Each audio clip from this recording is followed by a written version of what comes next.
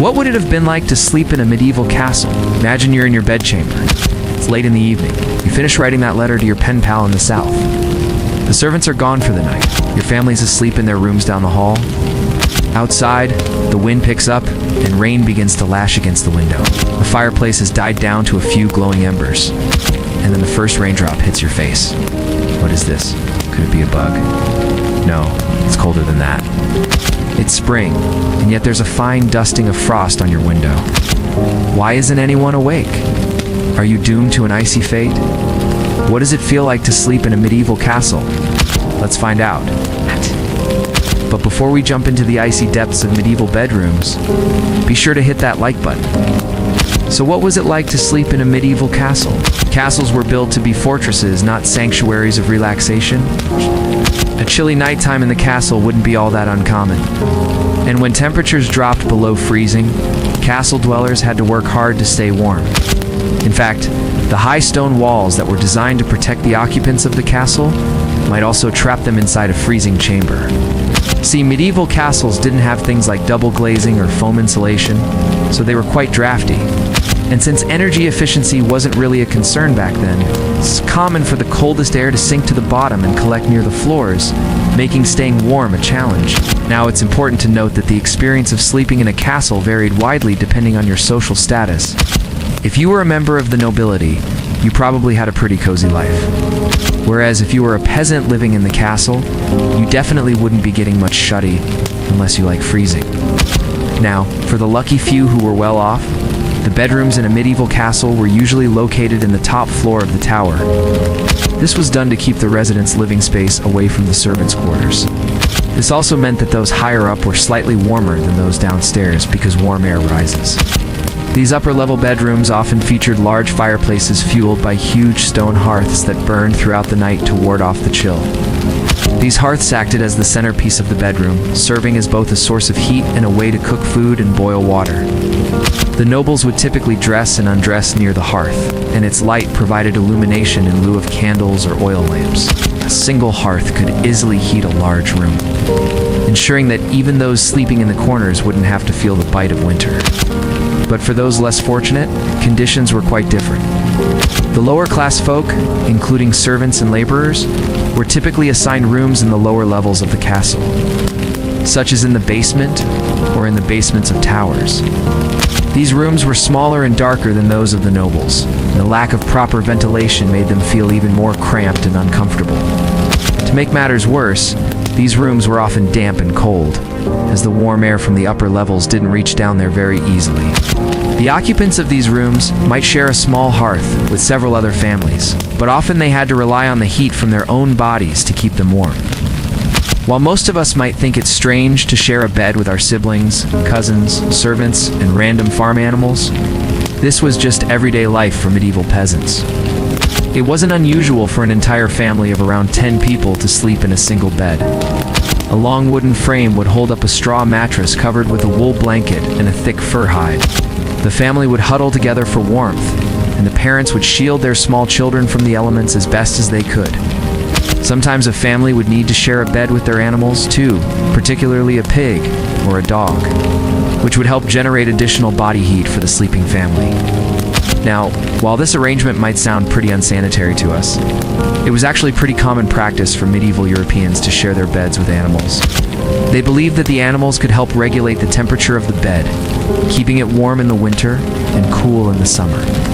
Plus, they figured that any extra heat generated by the animals was better than none at all. Speaking of animals, sometimes livestock would share the castle bedroom with the residents. For instance, chickens, pigs, sheep, rabbits, and goats were sometimes kept in the same room as people. They weren't necessarily brought in for warmth, though they did generate heat. But rather, they were present because they provided a source of food, and they were just generally useful around the castle. Chickens, for example, could be killed and eaten if there was a siege or a battle. Goats could be milked, and their meat could be used for food. Keeping animals in the bedroom may seem a bit inconvenient to us, but it was just another day in the life of a medieval peasant. While sleeping arrangements in medieval castles varied greatly depending on your social status, there was one thing that all castle inhabitants had in common: the need to stay warm. When the temperature dropped, everyone had to take measures to prevent freezing.